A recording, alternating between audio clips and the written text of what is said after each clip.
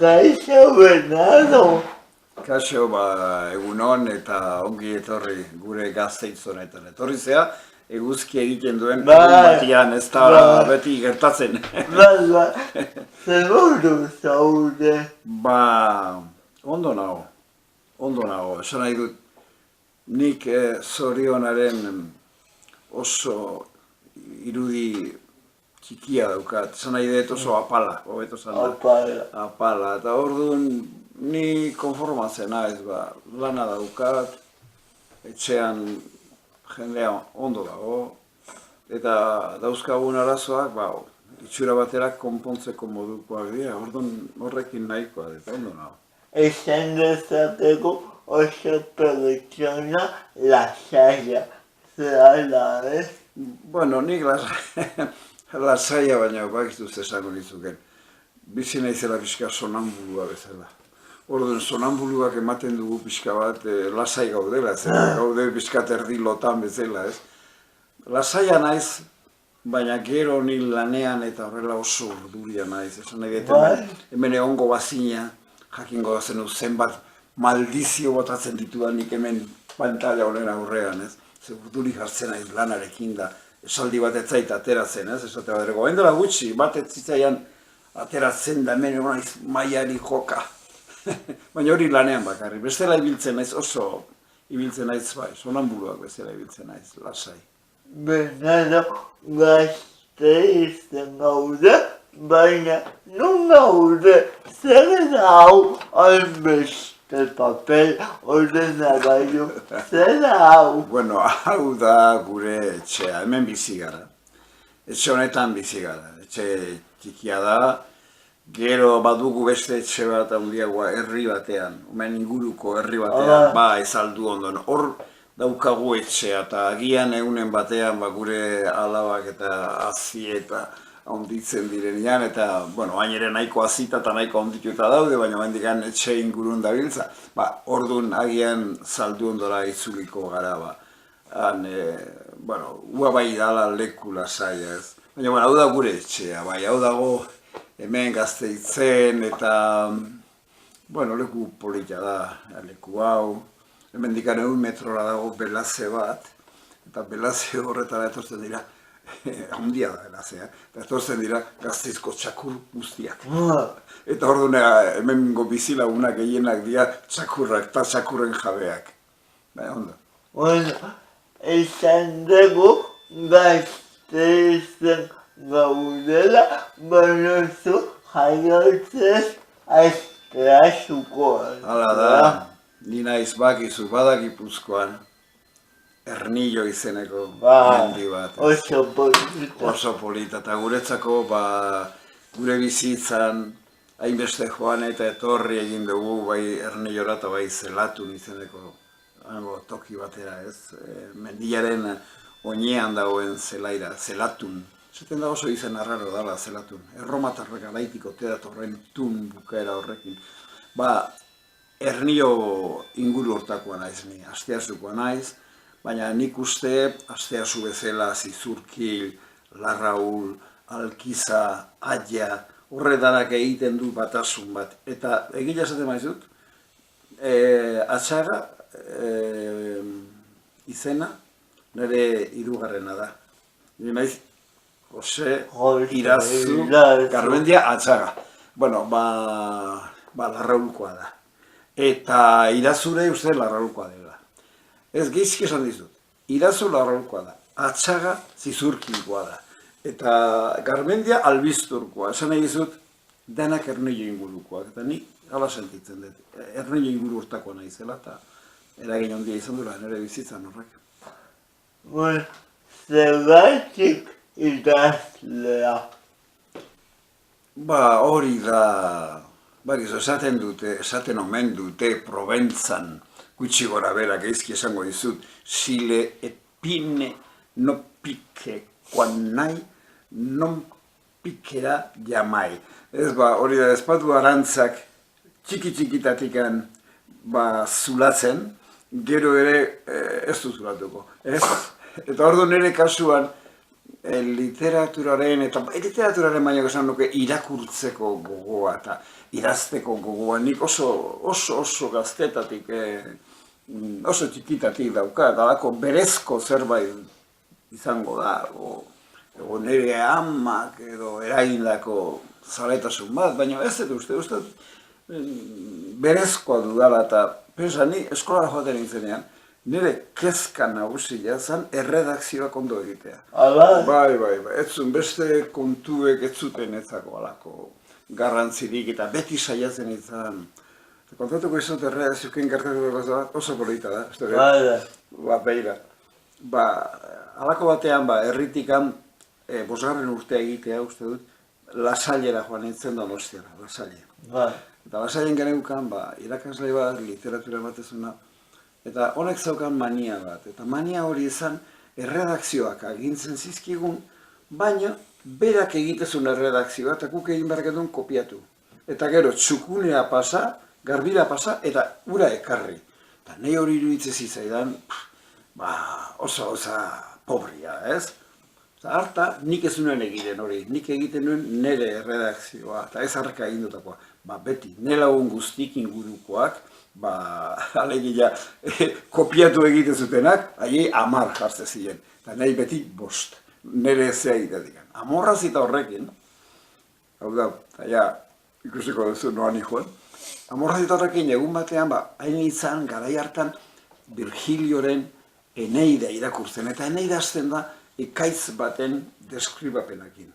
Eta ordon, pensatu nuen, gaia ekaitza jarri zuenez, egun hartan, zanun, nik kopiatuko dut Virgilioren ekaitza, eta orduan abertze esaten duen gizon honek. Bueno, ze pasazan, kopiatu nula Virgilioren, gero joan nintzen, abertzen nota jarri dion Virgiliori, ez? Eta, bueno, ez zion 5 jarri zion 6. Eta nela guzei kopiatu zutenak, Virgilio baino 4 puntu gehiago, 10, ez? Horre da, orduan esaten dut, zego asko ordu nire zaletasun ondian oka, nik egin nahi nun nire, ez dakit nola esan, nire testua, ez nuen kopiatu nahi, gaztetako kontua dira. Literatura maite duzun zenadera. Hala da, eta nahi duzula, iruditzen zaizu, zerbait daukazula berezia, iruditzen zaizu, ez dut esaten baduzu, baina zuk pensatzen duzu, zerbait duzula berezia. Sentimendua, Bai, eta buru bat, ez dakigu nolakoa den buru hau. Baina, buru horrek behar du idatzi eta, orduan, nire bizitza guztien zango izut, hoi bakarrikan eduki detola, nire zaletasun nagusia hori izan da, irakurritu zeatu. Bio, asko gustatzen zait, musika ikaragarri gustatzen zait, asko haitzen dut, eozina hitzegerekin musika, baina, zango nire, ez dauka eta pinturan asko, baina ez dut eskuik ez pinturako eta ez dut musikarik ikasi, orduan nire aukera bakarra da idaztea eta irakurtzea. Zein da zuga lehen liburua? Esan nahi duzu irakurri, idatzitakoa. Argitaratu zana, aurrenekoa, izango da ziutateaz izeneko bat. Ziutateaz, liburu alegorikoa da, soldadu zan negola idatzi nuen, oso baldintza txarretan. Bai. Eta oso lotu zegoen fantasiarekin, eta areago esango nizuke, ameskaiztoekin. Da, liburu bat hola pixkat ameskaiztoz egindakoa. Nik uste dut oso liburu polita dela psikiatra batentzat. Bera psikiatrak ikusiko luke hor persona baten burua eta momentua. Zana oso egokia. Eta hori izan zen aurrenekoa. Gero nik uste dut aurreneko nahi liburua hola benetan. Ja nire ahotsa edo izan zen Etiopia. Etiopia poema liburu hori, gero Ordorika kantatu du, eta Golaboak, eta gero Muguruza, jende asko, eta Juan Carlos Pérez kantatu du poema, horko poema askota. Hoi izan da pixka nire liburu hola pixkat, abia puntua edo, iruditzen. Jongo gara liburu batea zehazki Obabakoak liburua. Zergatik Obabakoak edo zer da Obabakoak? Galdera erantzuteko modua badut, eta uste arrazoi emango jasera beira. Batez ere Obaba eta Obabakoak, Obaban funtsezkoa da B soinua, B. B. Zergatikan B, behin baino gehiagotan aitortu dut, kronologikoki begiratu ezkero, denboraren arabera begiratu ezkero, alfabetoaren lehen letra ez da A, baizik eta B. Horregatikan ume txikiak, bakizu, hizkuntza guztietan, badira bebe edo baby, bambino, arabez ere eta euskeraz ere, ume txikiekin lotutako gauzak, badakizu kantuak eta horrela, oba batxue, bueno, orduan, aurrena nire buruan zegoena, izan zen, B letra behar zuela, zeda kronologikoki aurrenekoa, eta nire iruditzen zitzaidan, nik buru neukana, nire bizitzari begiratuta, ez zegoela inon. Eta orduan, abia puntu bat zela, hasiera bat, arrokeria izango da, baina nire burua ikusten, pionero bat bezala, alde horretatik. Eta horregatik, banekin B behar zula. Baina oraindik ez zion Obabarik. Obaba sortu zan hain zuzen ere, Etiopia idazten ari nintzela, gogoan daukat orduan ekonomia ikasten ari nintzen ez Deuston, bizi nintzen Deuston baino, Sarrikon, eta bizi nintzen Antion Soroa izeneko kide batekin, Antxon Soroa eta biok ari ginen, hau dena kontatzen zut ikusi zazun. Hai ginen Robinson Crusoeren bersio bat itzultzen euskarara. Orain dela, ez da giden bat urtea, berroi, euskalo. Orduan, hola eginela, Antxon Soroak erosi zuen magnetofoi bat. Gaur egun, eozinek dauka, eozin tresnakin grabatu daiteke eta horrela. Baina orduan oso arraro, oso zer egin genuen. Arek egin zuen erosi, eta orduan galdetu genion bertako Andreari, bertako Ugazaba Andreari, pensio bat zan, eta beha zan Deustuko karamelu saltzailea. Eta orduan esan genion, nahi gogoratzen zaizen zuen. Zan genion, haizu, grabatu zazu zerbait, magnetofoia zertzen probatzen ari gara. Eta gu pensatzen genuen, hasiko zara, desde Santurtzea, Bilbao. Eta orduan horren ordez, berak Andre horrek, zen normalean kantatzen, baina hemen zaudelako kantatu gizut, Andre horrek kantatu zigun bezala, zehaska kanta bat. Ordu arte inun ez zegoena, idatzi gabekoa, katalogatu gabekoa. Eta izan zen, oba batxue beilegi,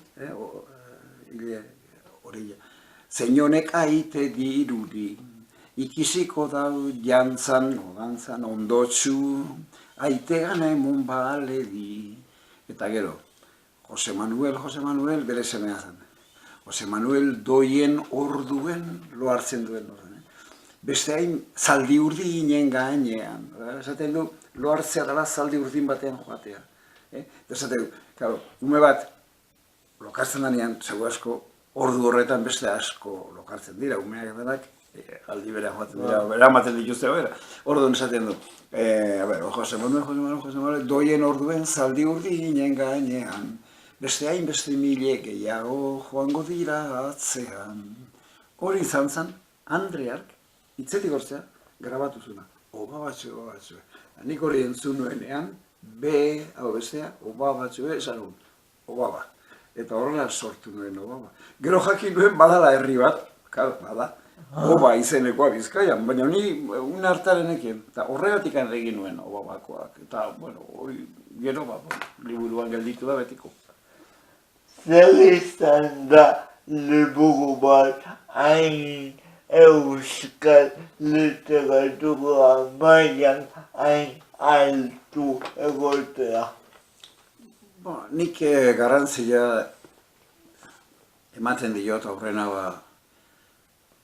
nire hipotesi bat bete zalako. Ni idazten hasi nintzen garaian, jende gehienak aholku emate zidan idazteko gaztelaniaz. Gauzak bien bezala. Inork ez zion inolako Federik euskaraz idaztezanari.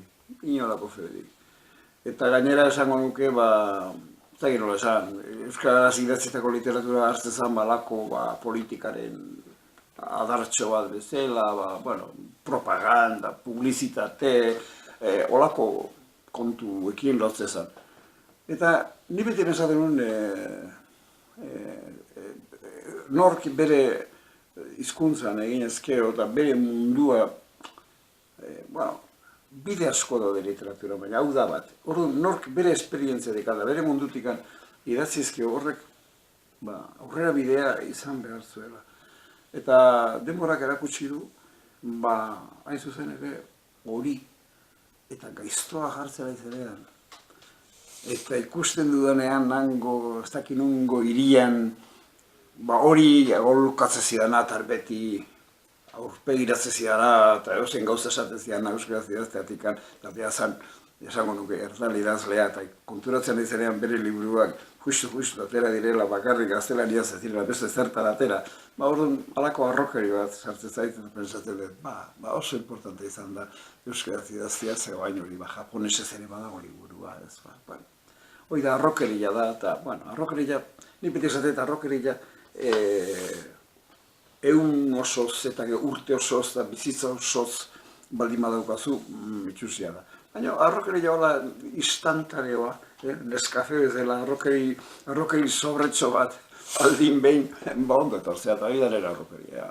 Liburu hori oso itzulia dago, ez dakit, 26, 27 hizkuntzetara dago liburu itzulia. Ondo dago ez.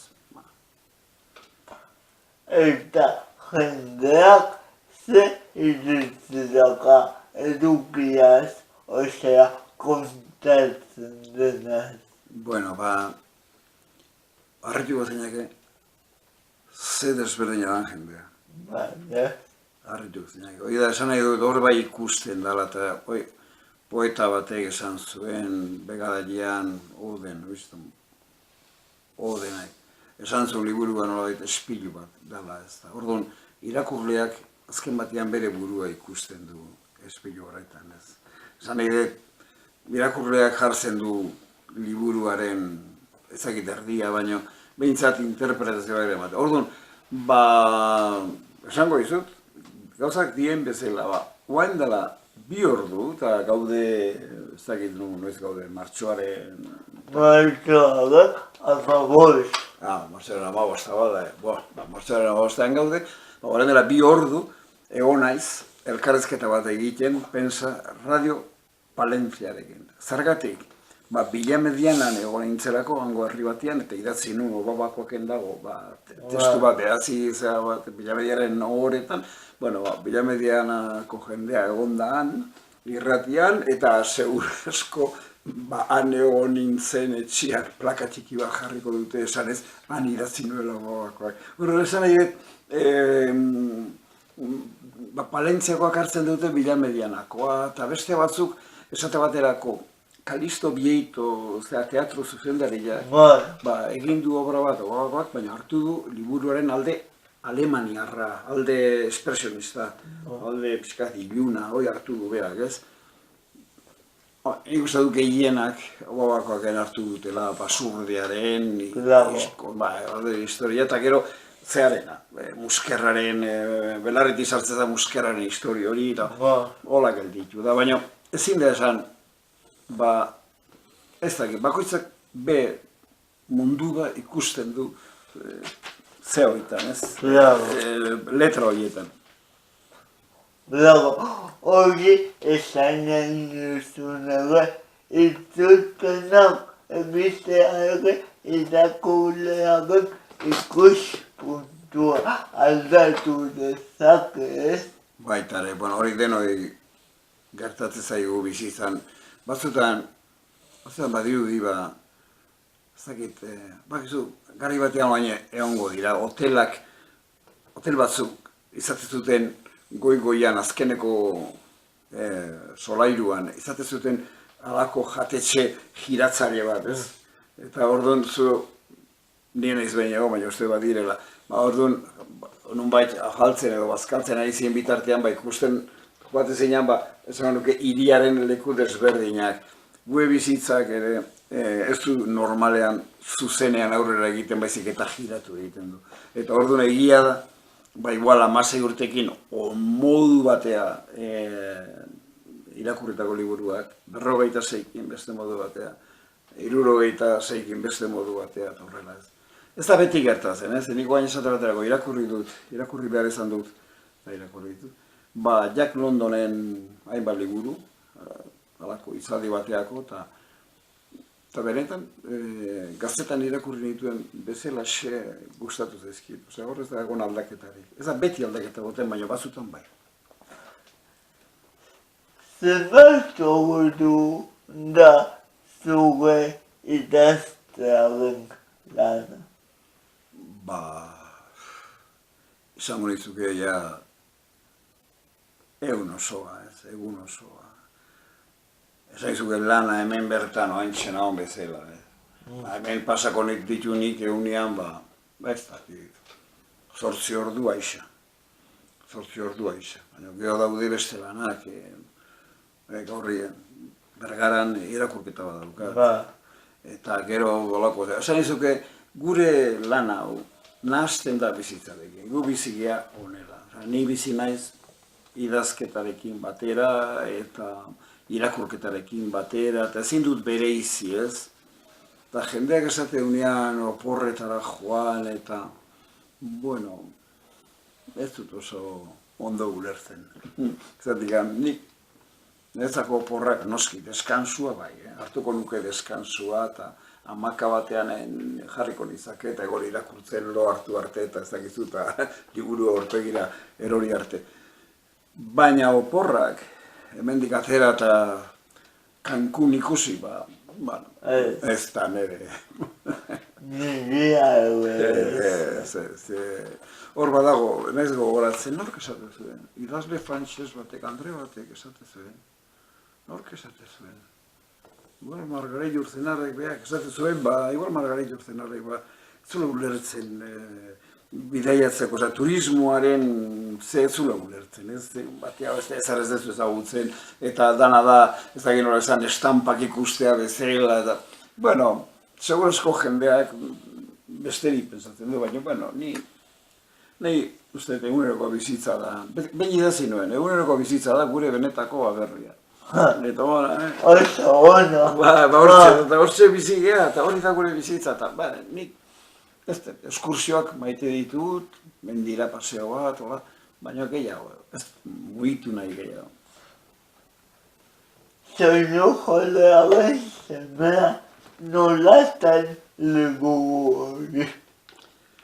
Gainera, hemen ze gaur oso telepatia handia daukazu, ze gaur etorri zait mezua esanez, noiz, aprilaren hasieran, estrainatuko da, eta mainguru bada, orkezpen badagoela, eta gaur bertan etorri zait.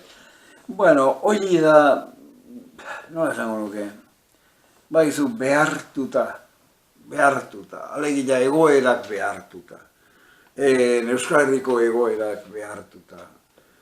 Ni nahiago izango nukeen beste guztiz egoera desberdin batian bizi izatea, eta Euskal Herria ere guztiz beste egoera batian bizi izatea, atzera begira jartzezean, hemen, hasi diktadurarekin da, gero etaren zorketakin da, izan da oso bolara benetan sakonki iluna, eta orduan, egoera horrek eragin da, egoera bat baldimako zure inguruan. Oso zaila da idazle baten zatzesatia, ez dut idaziko horta. Ez da bat ere gaina seinale ona, ze normalean idazleak egon behar du bere gizartearekin. Ikusiko du nola, baina egon behar du alako, empatia batean, ez? Orduan, idazi nuen, esan usut abia puntua, ez dut, baina aipatu, baina abia puntua izan zen, nik urte haietan, bankuan lan egiten bitartean, ezagutzen nuen modu klandestinoa, imaginatzen duzu, ze organizazioetan, zeuen ne lagun bat. Eta lagunarek, bankuan neola propaganda ikaste zidan. Eta ni bankuan korte zenun, bulegoan, baina benetan ne lagunarek abusatu egiten zuen, uste dut. Eta gero ze gertatu zen bai, lagunua gero istripu batean hiltzen, Alsasuko parean, goatzen naiz. Eta orduan, haren hiletara joan nintzenean, egun hartan, bueno, pensatu nuen, soinukoaren semea izango zena, hor hasi nintzen pensatzen. Hori eta, bueno, eta gizona bere bakardadean da mundu hori personarekin lotuta daude, eta haren bizipenekin, eta, bueno, eta gero Euskal Herriko beste jende askoren bizipenekin, baina batez ere, hua izan zen ernamuina, esango nuke, ez? Txinparta. Ne galdera bat okurritu zait honekin lotuta. Bai. Nola esan duzu Altsasuko agatik ere bai idatzi zenuela liburua. Igual jendeak ez du ikusi zuen liburua puntu politiko batekin. Esaten dezu zein soinukoaren semea? Bai. Nik uste dut hasieran behintzat ikusi dute politikatik ikusi dute eta normalean iritzi guztiak etorri dira politikatik. Sumatu dut. Pentsatzen dut, hor gainera badakizu, esan dezagun egia, ez politika garrantzia handia du. Baina zu gaztu behar, hau, asarretu deia nahi duna, askotan politika axaleko gauza da. Axaleko da. Guztizado. Ala. Taldia, jendeak hartzen du, nalako mandezagun gabardina bat bezala, nalako soineko bat bezala hartzen du, mundu nibiltzeko, eta lagunak izateko, eta hemengoa naiz, hemengoa ez, eta horrela, baina normalean, jende gehienak, politikaz eskatuko bagenio iritzi bat, eta normalean bi gauza esango dituzke. Astensole baten gora beran, aipatuko liakenak, ez? Orduan, alde batea ez da txarrena, liburu bat ateatzen duzunean, olako gaietan sartuz. Ez da, txarrena da, horren aurrean, ze harinkeriak entzun behar dituzun. Ze harinkeriak, eta hori pixka bat, beste liburuekin ez da gertatzen. Zezuk egiten baldin baduzu nebadako egunak, eta da nebadako egunak, eta zure burutazioak eta desertu bat, eta bat. Irakurleak edo hartu edo utzi, baina oso sarrera gutxi dauka liburu horretan, ez dauka iritzirik, guain. Politikan edozein gauza, zozein politikoa dena, aipatzen bat dezuk, hor, eta batzuk oso agresiboak dira. Hemen agresiboak dira eta Madrilen areta agresiboak dira, ez? Baina, hori ere, onartu egiten dezu, onartu ez. Hori ere, ikasi egiten dezu, ligeritu egiten dezu, ez dakit nola esan, pakitxo. Eta dibidez, soinukolea gain semea, orain filma bat egingo da, pelikula estrenatuko da, zer da hori zuretzat, zu idatzi duzu historia hori. Nahiko Fernando Bernuez eta Patxo Telleria dira hori bili direnak. Eta nik uste behaiek bere joera da nahiko hurbiletik jarraitzea liburuak, normalean, bere. Eta kasu honetan nahiko hurbiletik jarraitu dute, eta nik uste, dala, bakizu, pelikulak dira liburuaren nolako, ez dira paraleloak, baina, dira bisoka bezala, bata bestigin lotura badaukatenak, ez da, nik uste beste pelikula askotan baino hurbiltasun gehiago ikusten dut testuaren eta pelikularen artean. Eta hori pelikula historiaren mamia dauka edo zerbait aldatu dute. Bueno, alde batea, aldatu beharra dago, ze liburu bat, zenbat hitz izango dian, zenbat hitz izango dian liburu batean, 20.000 hitz, hoi ezin dezu, eta bai, edo gehiago, eta horren esanaiak, eta horren konotazioak, eta ez diak abitzen, irudietan, hor dut erdi edo, ez? Baina, bueno, bakizu, liburu pelikuletan eta eskatu behar da, esaten da, badu antza espirituan eta letran esaten da, ez? Orduan, eskatu behar da, kasu honetan, pelikulak izan dezala antza liburuarekin espirituan. Ez edile egon traizio ideologikorik. Zer ez duzu idazi duzu liburu bat eman dezagun, antifascista eta pelikula itegu eta pelikula fascista da. Hoi da espirituan izan behar du benetan estuki lotua liburuarekin. Eta kasu honetan holaxe da, Soinujoaren semea liburuaren espiritua eta Soinujoaren semea pelikularen espiritua oso dira parekoak edo oso antzekoak dira. Baina letra banan-bana hartuta ezin da, ez litzateke kabituko, orduan beste aukera bada, materia batean egiten duzu beste aukera bat, eta hau kentzen duzu eta batzutan pieza bat gehitu behar dituzu. Badaude, aldaketa batzuk badaude, eta nik ere gidoian ikusi nituen da, eta badaude aldaketa batzuk. Gari batean esaten ziren starletei esaten ziren, bota, zeatikan biluztu zea pelikula honetan, starletek esaten zuen ez, gidoiak ala eskatzen zuelako, ez?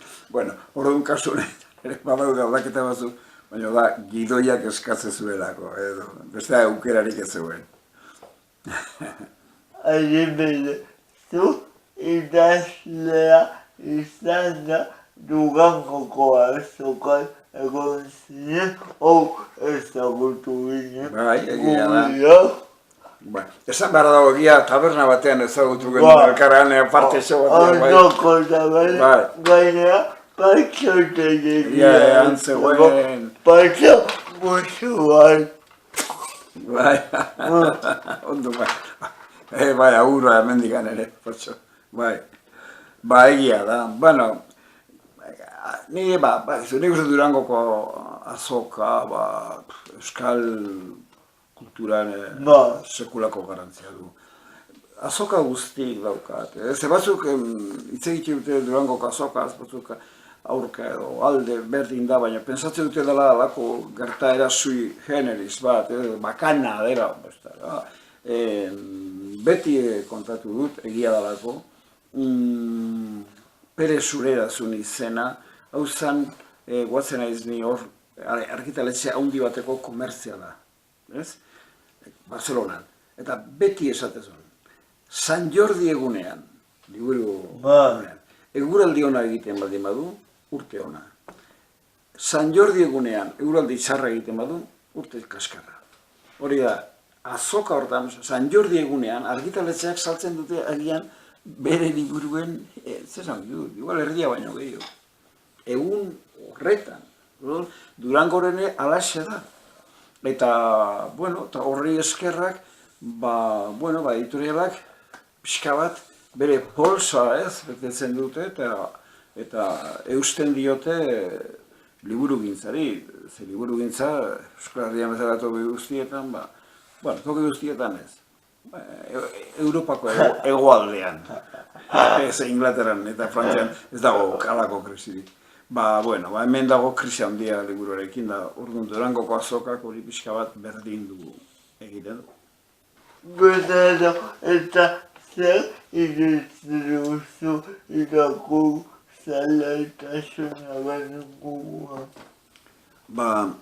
Horren esango izut, nire irakasle batek, hola beti esate ziguna, gure baieztapen baten aurrean, esate baterako irakurtzaletasuna geho eta txikiagoa da. Holako baieztapenaren aurrean, gure irakasle horren beti galdetzen nola dakizu? Nola dakizu? Hori da, oso garrantzizkoa da, nola dakizu? Iritzi da, bota jazu baino, bai, badaki, oinarri badu iritzi horrek, Zertan oinarritzen zea, zerekin konparatzen duzu. Orduan, nik uste zaletasuna ezin da neurtu, benetan, eta gainen zaletasunaren kontu hori ez bada gero zenbakitan neurtzeko modukoa. Alegia, nik ikusten ditut argitaletxe batzuetan, zenbat liburu saltzen diren urtean. Bueno, hor dago egia, zaletasunaren egia hor dago. Baina, batek esaten baldin bai, gutxi saltzen da horrek adierazten du zaletasuna txikia dela. Bueno, bai, baina zerekin konparatzen duzu.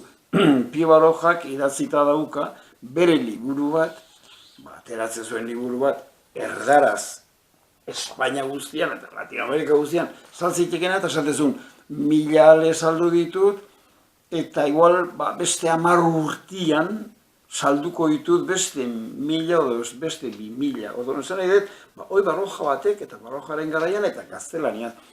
Orduan, gai hau ne ustez beste modu batea planteatu behar da. Eta da, argitaratzak ze arazo dauzkate, aurrera ateatzen. Ze arazo. Idazleak ze arazo dauzkate aurrera ateatzeko. Idazle profesionalak, ez dut esaten funtzionariak diena, ze funtzionariak ez daukate aurrera ateatzeko, baina gupai. Orduan esan nahi dut hori dala galdera eta horri erantzun behar zaila, eta horri erantzun behar zaila gainea modu praktikoa. Esate baterako, Euskal Herrian, bueno, nik uste dut, idazle profesionalak pixkat esaten digute, iruz esaten diguten, hor dago txalupa, sartzatzez txalupa hortan, eta juntzatzi itxasora, hori esaten digute, eta suerte ona izan. Baina hortikan aurrea ez dute gauza hondirik egiten, ez dute. Esate baterako esango dizut eta ni ez daiz batere korrektoa uste dut. Naiz eta ez dudan provokazio bateatik egiten inkorrekzioa, baizik eta ne ustez egile esaten dudalako. Esate baterako, hemen harrigarria da, zenbat jende etortze zaigun, azkar esateko mesedezke, esan nahi dut, ez dakiz ze antolamentu egin da, eta egingo zenuke aurkezpena, ez dakiz liburu atera da, eta egingo zenuke ez dakiz irratian ez dakiz festa egingo da, eta parte hartuko zenuke, etcétera.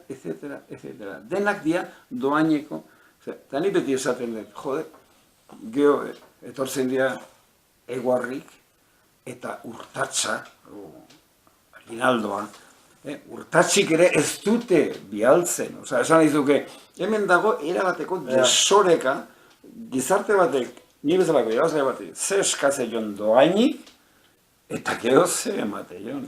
Hoi, ala da. Eta hori, jendeak ez du haitu nahi, eta hori nik hemen esaten dizuzure, baina ez du haituko jendeak, jendeak hemen dizartu eta hemen dikan atera. Bueno, zatik anezai joko meni, jakitea, eta hemen entzun izan egion, bueno, persona esan noze, ardura badauka eta hola, ardura kulturala dauzka, eta beak esaten du, hemen jende bat dagoela euskal kulturan preso.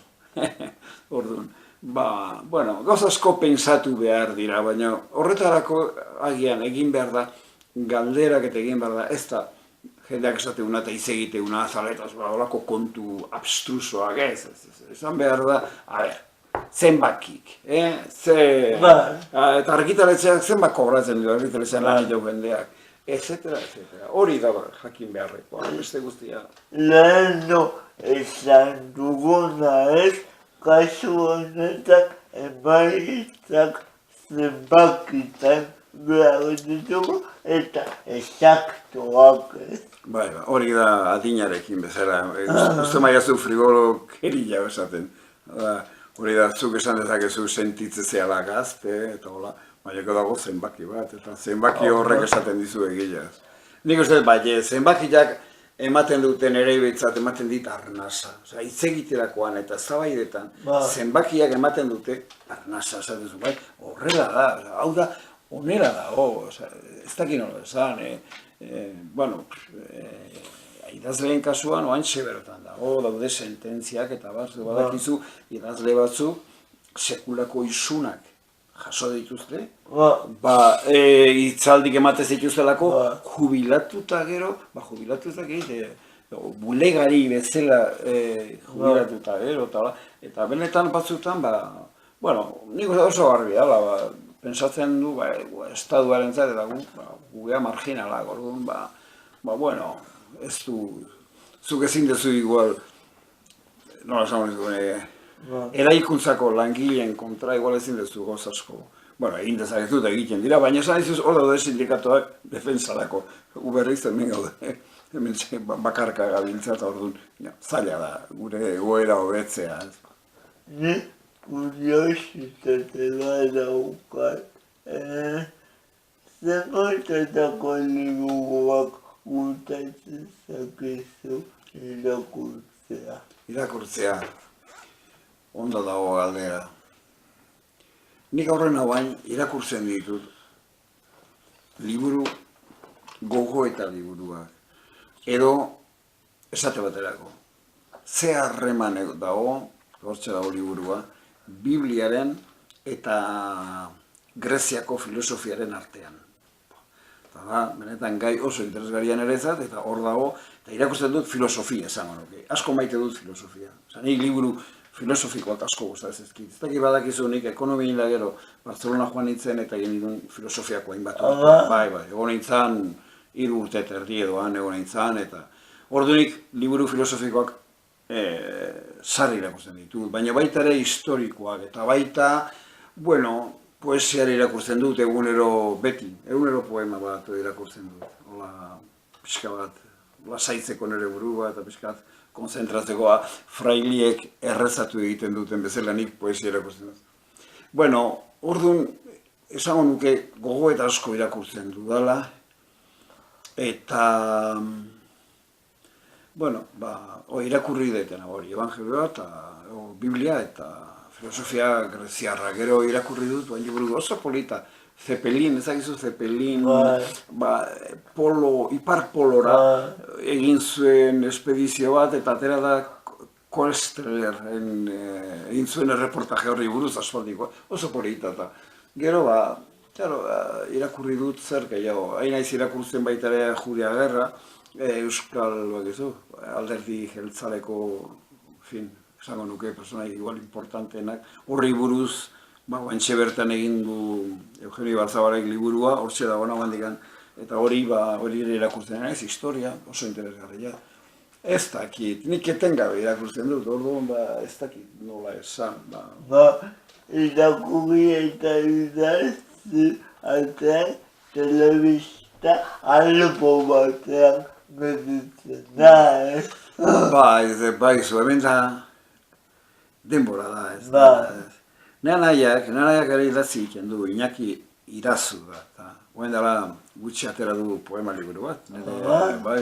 Bueno, poema eta kronika liburu bat, eta du, ne anaia Iñaki. Eta Iñaki beti esan izan du, oso inteligentea dara, eta esaten da, zergatikan jendeak ez du irakurtzen. Urria faltazelako, urria ze urre, urrea da denbora. Denbora da gure urrea, denbora da gure bizitza ahalbidetzen duena, eta orduan anaiak esaten du, jendeak ez irakurtzen normalena da, ez daukalako denborari, baina benetan ez dauka denborari, 2000 urte eta piko hemen Jesus jaio zenetik, eta mentxe gaude, danak lan ari dira, eta orduan ez daukat, eta gero, bigarren arrazoi duzu, jendeak ez du irakurtzen, ez daukalako, ez esango izuten, ez dauka pakeik, dago urduri dago, eta orduan jartzen du telebista, eta orduan telebistak entretenitu egiten du, eta hori da, ezagizu, naufragoak itxasotik jasotzen dituztenean, emateien askotan karameluak eta horrela, pixka bat, bere urdaila pixkat prepatzeko, Haure alaxe da, hori da karameloa, karameloa,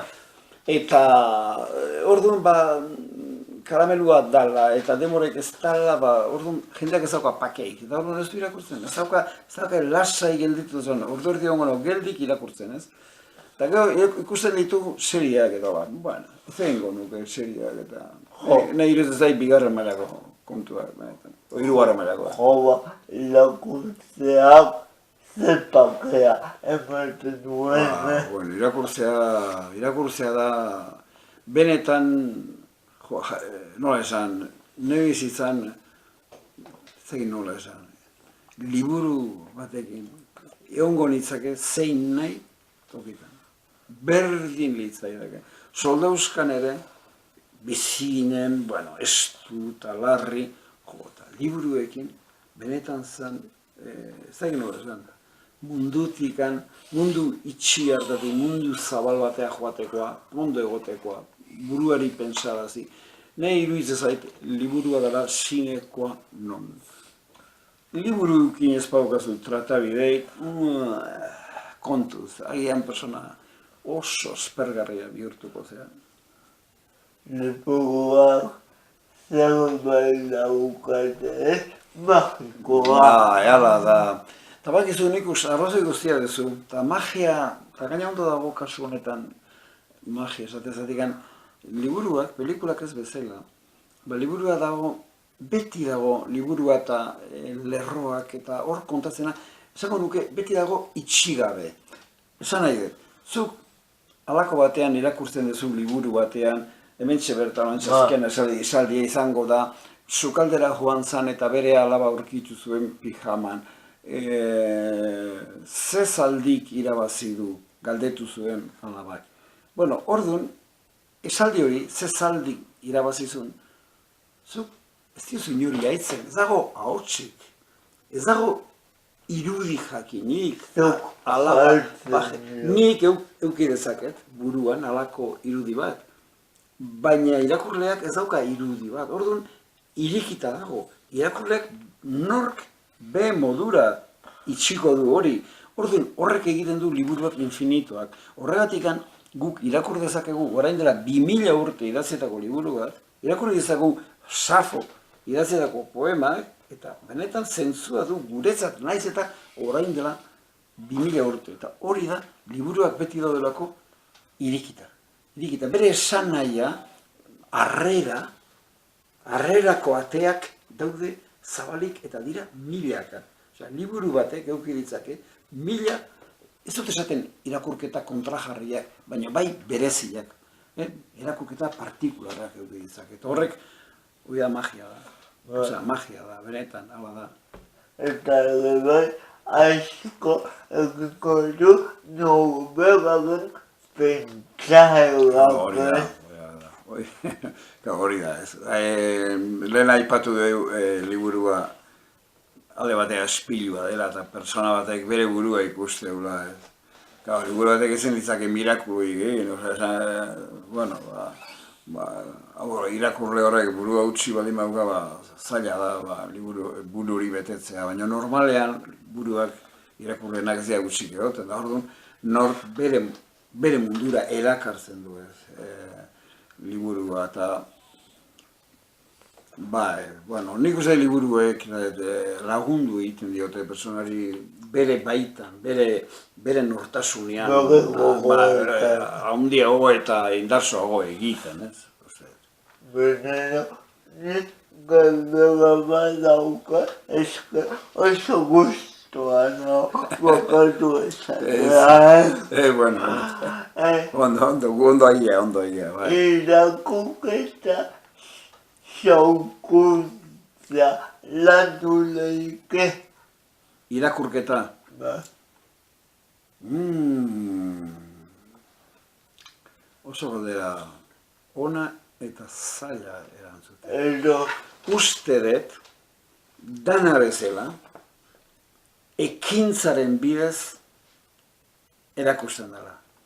Hori da, uste dut, ekintzaik ez badat, ez da nire ideia bat, oiko zen Gil Connellyk idatzi zuela eta beste batek ere naiz goatzen nahi bueno, beste idazle batek ere idatzi zuen, eta da, alperrik da esatea, ze hona dan irakurtzea, ze hona dan ez erretzea, ze hona dan, hori da berba, horrek oso ikusten dugu gazteekin, hori ez du zitzen, eta irakurtzalaitasuna ekintzarekin zehatzen da, zuk aldamenean norbait baldin baduzu, ni beti guazen naiz hegazkin batean, zoaz, aldameneko da liburu bat irakurtzen, da parrez lehertzen, ze enbidia, ze gogoa esango zen, zeko aldean zuen liburu hori bukatzean, edo zein da, esan nahi dut, ikusi behar da ekintza baten bidez, ze gauza ederra den hori, jakina zu fariseo bat baldin batea. Eta ez badezu ezer irakurtzen da gogoik ez, eta gehoai bat zehorti barrena predikatzen irakurtzaletasuna, zuzea asto bat.